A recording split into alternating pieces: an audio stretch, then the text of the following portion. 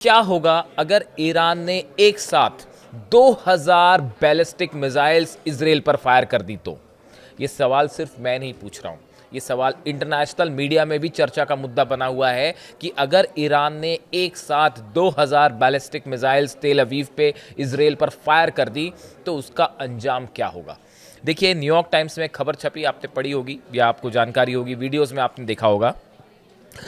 New York times के हवाले से ये खबर आई।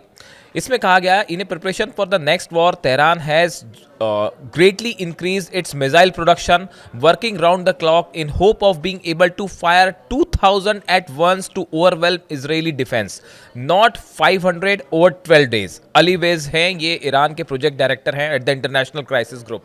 इनकी तरफ से ये बयान आया, न्यूयॉर्क टाइम्स को इन्होंने ये बयान दिया और इसमें इन्होंने ये कहा कि ईरान ये तैयारी में लगा हुआ है कि अगर अगला युद्ध होता है, इजराइल के साथ जंग होती है, तो ईरान एक साथ 2000 बैलिस्टिक मिसाइल्स इस बार इजराइल पर फायर कर देगा। जो 12 दिन की जंग हुई थी, हमने उसमें देखा जैसे दावे हुए कि करीब 500 मिसाइल्स जो हैं वो फायर की गई। जो उस समय जो दावे हो रहे थे कि करीब 512 दिन में ईरान की तरफ से 550 बैलिस्टिक मिसाइल फायर की गई, इस तरह की बात सामने आई थी। अब इजराइल की तरफ से क्या दावा किया गया, अमेरिका की तरफ से क्या दावा किया गया।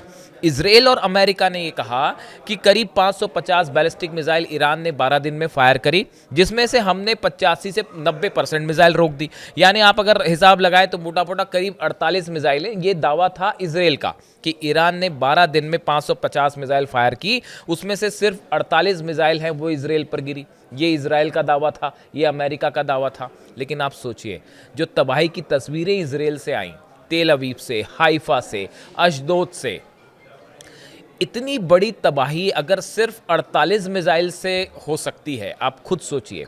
अगर मान लेते हैं हम, चलो मान लेते हैं हम कि इजराइल और अमेरिका का दावा सच है कि जो है वो 550 मिसाइल्स फायर हुई 12 दिन के दौरान, जिसमें जो है सिर्फ 48 मिसाइल गिरी।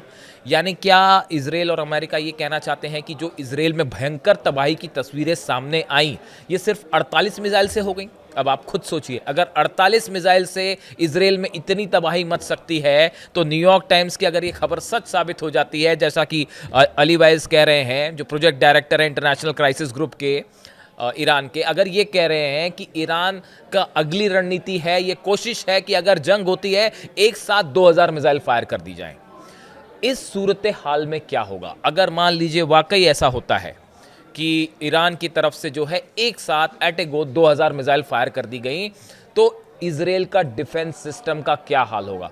देखिए, पिछली बार जब जंग हुई 12 दिन की, इसमें ईरान की तरफ से जो स्ट्रैटेजी अपनाई गई थी वो ये थी कि ईरान की तरफ से करीब 2300 किलोमीटर का डिस्टेंस है तेल अवीव से तेहरान का। ईरान की तरफ से पहले कई सारे ड्रोन्स फायर किए जाते थे और उसके पीछे एक साथ कई सारी मिसाइल्स छोड़ दी जाती थी। 50 मिसाइल फायर कर दी आपने, जो है 50 ड्रोन फायर किए, पीछे 50 जो है बैलिस्टिक मिसाइल्स फायर कर दी। इसका नतीजा ये हो रहा था कि जो 4 लेयर डिफेंस सिस्टम था इजराइल का, वो इसको रोकने में नाकाम हो रहा था, वो इसमें उलझ जा रहा था। चाहे डेविड स्लिंग हो, चाहे थार्ड हो, चाहे आयरन डोम हो, चाहे पेट्रियट हो, ये सब के सब सिस्टम एक साथ जब मिसाइल्स फायर होती हैं तो उनको रोकने में नाकाम साबित हो रहे थे और इसी का नतीजा था वो जो मिसाइल गिरने की तस्वीरें आ रही थी। देखिए, ये वर्ल्ड क्लास डिफेंस सिस्टम है, इसमें दो मत नहीं है। थार्ड अमेरिका की तरफ से दिया हुआ है, पेट्रियट है, आयरन डोम है, डेविड स्लिंग है, एरो है, 5 लेयर, इनफैक्ट 5 लेयर की डिफेंस सिस्टम जो है वो ईरान ने भेज दी। और हम आंकड़े चलिए इजराइल के ही मान लेते हैं कि सिर्फ 48 मिसाइल गिरी। तो क्या आप ये कहना चाह रहे हैं कि जो तबाही की भयंकर तस्वीरें आई, जिसके बाद ये कहा गया कि आखिरी में हालात ये हो गए थे कि इजराइल की मिसाइल्स, डिफेंस मिसाइल्स थी, वो खत्म हो गई थी और मजबूर होना पड़ा फौरन सीज फायर घोषित करने के लिए? अगर ऐसा नहीं होता तो शायद इजराइल में और कहीं भयंकर तबाही मच जाती। इस डर से जो है वो तुरंत सीज फायर का अनाउंसमेंट करना पड़ा, दौड़े भागे। अब अगर मान लीजिए 2000 मिसाइल फायर हो जाती हैं तो क्या होगा? उस हालात में क्या ये जो डिफेंस सिस्टम है उसका क्या हाल होगा? क्या वो उसे रोक पाएगा? बड़े सारे एक्सपर्ट इस बात को लेकर कह रहे हैं कि ये एक बड़ी चुनौती खड़ी हो गई है इजराइल के सामने। देखिए, ये जो दावे हो रहे हैं, ये दावे क्यों हो रहे हैं कि फिर से जंग हो सकती है? इसकी बड़ी वजह क्या है? इसकी बड़ी वजह है ईरान का न्यूक्लियर एनरिचमेंट प्रोग्राम, जो कि बिल्कुल साफ कह दिया गया है। अली खामेनी साहब की तरफ से भी कह दिया गया है, ईरान की तरफ से भी कह दिया गया है कि अमेरिका से कोई बातचीत नहीं हो रही है। और दबाव में कतई कोई बातचीत नहीं होगी। हम अपना मिसाइल प्रोग्राम किसी कीमत पर नहीं रोकेंगे। एनरिचमेंट जो है वो भी जारी रहेगा, उसे नहीं रोका जाएगा। और अब तो खबरें इस तरह से भी हैं कि पिकेक्स माउंटेन जो है वहाँ पे शिफ्ट हो गया है, पूरा न्यूक्लियर प्रोग्राम जो है वो अंडरग्राउंड चल रहा है, नए ठिकानों पर चल रहा है। फोर्दो, नतांज और इस्फहान तो अलग है, उसको छोड़ दीजिए। तो इन सूरत में ये मानना है इजराइल का कि ईरान का अगर न्यूक्लियर एनरिचमेंट जारी रहता है, जैसे आईएईए के चीफ का दावा है कि जो है वो बहुत जल्दी ईरान जो है वो न्यूक्लियर बॉम्ब बना सकता है। 60% एनरिच यूरेनियम है, जिसको बढ़ा के 90% करना कोई बड़ी बात नहीं है। और इस सूरत हाल में 11 से 12 एटम बम फ़ौरन बना सकता है ईरान। इस हालात में अगर ये मिसाइल जो डिफेंस, असल में देखिए हुआ क्या हुआ, ये कि जो 12 दिन की जंग हुई, इस जंग में ना तो ईरान का न्यूक्लियर प्रोग्राम तबाह हुआ, ये दावा डोनाल्ड ट्रंप भले करें, लेकिन अब तमाम अमेरिका की ही एजेंसियां जो है, न्यूज़पेपर्स, मीडिया जो है वो ये सवाल खड़े कर रहा है कि क्या वाकई ऐसा है। और बड़ी सारी रिपोर्ट्स ये कह रही हैं कि वो तो एनरिचमेंट जो यूरेनियम, एनरिच यूरेनियम था वहाँ से पहले ही हट चुका था, सेंट्रीफ्यूजेस भी वहाँ से हटा लिए गए थे। ये भी बड़े दावे होने लग गए हैं कि नतांज, फोर्दो और इस्फहान में हमले के पहले ही जो सेंट्रीफ्यूजेस होते हैं, यानी कि अगर आप सरल शब्दों में समझें तो वो मशीन होती है जिसका इस्तेमाल यूरेनियम एनरिचमेंट में किया जाता है, जो तेज़ी से घूमती हैं, यूरेनियम को प्यूरिफाई करती हैं।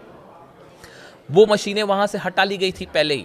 इस सूरत हाल में ईरान अपना न्यूक्लियर प्रोग्राम कंटिन्यू है और वो कभी भी जो है एक न्यूक्लियर कैपेबिलिटी के करीब पहुँच जाता है। ये अलग बात है कि ईरान उसका अनाउंसमेंट करता है या नहीं, ये भी दो चीज़ें हैं। बड़े सारे एक्सपर्ट्स ये भी दावा कर रहे हैं कि हो सकता है ईरान के पास ऑलरेडी न्यूक्लियर कैपेबिलिटी आ गई हो, लेकिन वो उसका अनाउंसमेंट ना करे, वरना इसका रिएक्शन हो सकता है कि सैंक्शंस ऑलरेडी लगे हुए हैं, हालात और सैंक्शंस के लिहाज से खराब हो सकते हैं, इसलिए ईरान उसका अनाउंसमेंट ही ना करे। लेकिन दोनों ही सूरत हाल में अगर न्यूक्लियर वेपन ईरान के पास आ जाता है तो ये बहुत बड़ा डिटरेंस होगा, बहुत बड़ा झटका होगा अमेरिका और इजराइल के लिए। और इन सूरत में जो मिसाइल प्रोग्राम है वो एक नए डिटरेंस के रूप में उभर कर सामने आया है। जिस तरह से 12 दिन की जंग में ईरान की जो मिसाइल्स थी, इसने ये बात साबित कर दी कि सेजिल हो, फतेह 2 हो, ये जो मिसाइल्स फायर हुई, खुर्रम शहर 4 हो, आखिरी के 3-4 दिन में जो मिसाइल्स गिरी इजराइल के ऊपर, इसने ईरान की मिसाइल्स को एक नए डिटरेंस के रूप में स्टैब्लिश कर दिया कि ज़रूरी नहीं है कि आप न्यूक्लियर प्रोग्राम, अपना न्यूक्लियर वेपन ही ज़रूरी है, आपके पास एडवांस अगर मिसाइल्स हैं तो ये भी मिडिल ईस्ट में गेम चेंजर है। अब इसके बाद जो रिपोर्ट्स कह रही हैं, इसके बाद जो रिपोर्ट सामने आ रही हैं वो ये कह रही हैं कि ईरान में 24/7 24 घंटे तेजी से मिसाइल प्रोडक्शन हो रहा है और पहले जितनी मिसाइल्स का अनुमान लगाया जा रहा था उससे कई गुना ज़्यादा मिसाइल्स इस समय ईरान में बन रही हैं और 24/7 24 घंटे उस पर काम हो रहा है। अब देखिए, इसी बीच एक और रिपोर्ट जो यूरोपियन इंटेलिजेंस है उनके हवाले से खबर है।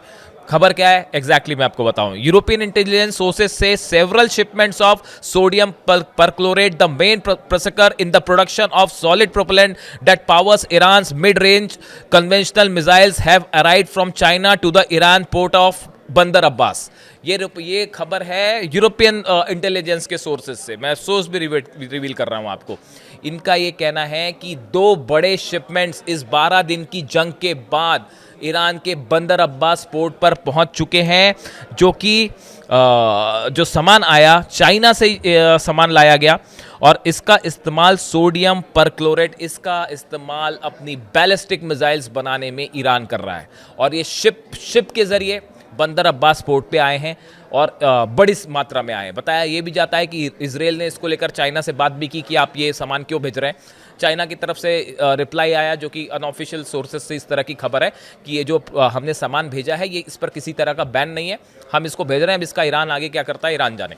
तो इस हालात में देखिए, चाइना के साथ एक बड़ा कोऑपरेशन शुरू है ईरान का और रूस के साथ भी है, आप ही जान रहे हैं।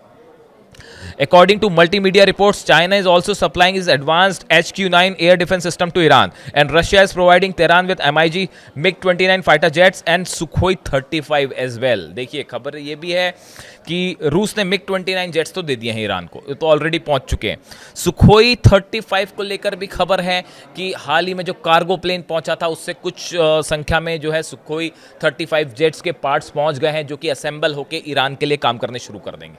अब इन हालात में जो अब ये बात भी निकल के सामने आ रही है कि जो चाइना का HQ-9 एयर डिफेंस सिस्टम है वो ऑलरेडी ईरान पहुंच चुका है और वो डिप्लॉय भी हो चुका है जितने न्यूक्लियर सेंटर्स है उसके आसपास, बॉर्डर्स के आसपास। ये एक बड़ा कोऑपरेशन, मिलिट्री कोऑपरेशन चाइना के साथ दिखाई दे रहा है 12 दिन की जंग के बाद। यानी आप देखिए 12 डे वॉर से ईरान को नुकसान होने की बजाय ईरान की आर्मी, एयरफोर्स पहले के मुकाबले और मजबूत हो गई है। ईरान के पास नई फाइटर जेट्स हैं जिसमें MiG-29 पहुंच चुके हैं, सुखोई 35 कुछ पहुंच गए हैं, कुछ पहुंचने के दावे हो रहे हैं। साथ ही HQ-9 जो एयर डिफेंस सिस्टम है चाइना का, जो पहले नहीं था, हमने देखा जो F-35 जेट्स हमला कर रहे थे तेहरान पर और आसपास के इलाकों पर, उसकी एक बड़ी वजह थी कि ईरान का डिफेंस सिस्टम सक्षम नहीं था। लेकिन उसके बाद जो है अब ईरान की तरफ से HQ-9 एयर डिफेंस सिस्टम जो है वो मंगवा लिया गया है और उसे डिप्लॉय भी कर दिया गया। यानी आप देखिए 12 दिन की जंग के पहले और बाद के ईरान में अब जमीन आसमान का अंतर है, जो इजराइल और अमेरिका के बीच के लिए एक बड़ी चुनौती होगा। और ये जो 2000 मिसाइल्स वाली बात है, अब इसका अनुमान लगाया जा रहा है, इसका आकलन किया जा रहा है कि अगर एक साथ 2000 बैलिस्टिक मिसाइल्स फायर हो गई जो पहले के मुकाबले और एडवांस मिसाइल्स होंगी, क्या इजराइल उसे रोक पाएगा? क्या इसके बाद आप सोचिए कि इजराइल में कितनी तबाही हो सकती है। ये एक बड़ी चिंता का विषय है। और देखिए जैसे दावे हो रहे हैं कि it's just the matter of time, कहा जा रहा है कि ईरान और इजराइल के बीच में अगली जंग कभी भी हो सकती है। It's just a matter of time.